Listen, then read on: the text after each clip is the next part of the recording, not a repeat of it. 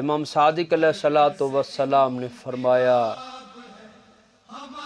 رسول خدا کے وارث نے فرمایا، رسول خدا کے فرزند نے فرمایا، امام برحق نے فرمایا کہ ان القرآن زاجر وآمر یأمر بالجنت ویزجر عن النار۔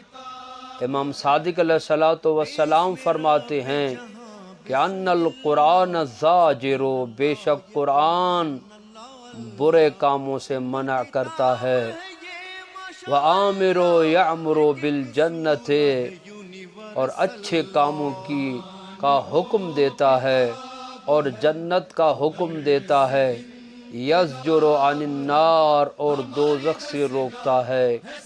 امام صادق علیہ السلام کا کلام ہے، کیونکہ کلام الامام امام الکلام ہوا کرتا ہے۔ مولا نے فرمایا ہے کہ یہ قرآن تمہیں برے کاموں سے روکتا ہے، جنت کی طرف دعوت دیتا ہے۔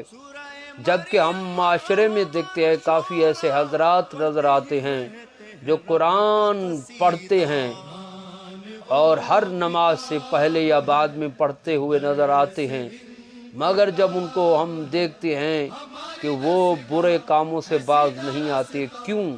جبکہ قرآن برے کاموں سے روکتا ہے۔ تو اس کا مطلب یہ ہے کہ قرآن کا پڑھنا کافی نہیں ہے جب تک قرآن میں غور و فکر نہ کیا جائے۔ قرآن زبانی کلامی کتنا بھی پڑھتے رہیں، قرآن فیض نہیں دے گا، بلکہ خالی پڑھنے کے تکوینی اثرات ہیں، اور جب تک انسان اس سے ہدایت طلب نہ کرے، اپنی زندگی کو قرآن سے نہ لے اور قرآن سے زندگی گزارنے کے قوانین نہ لے، چاہے جتنا بھی قرآن پڑھتا رہے، قرآن فائدہ نہیں دے گا۔ فائدہ اس وقت قرآن دے گا جب قرآن سے ہدایت لی جائے، قرآن سے اقدار انسانی لی جائیں اور قرآن سے زندگی بسر کرنے کے طور و طریقے لیے جائیں، تو پھر قرآن ہدایت بھی کرتا ہے اور قرآن زندگی گزارنے کے قوانین بھی دیتا ہے۔ پروردگار ہمیں قرآن پڑھنے اور سمجھنے کی توفیق عطا فرمائے۔ اللہم صلی علی محمد و آل محمد۔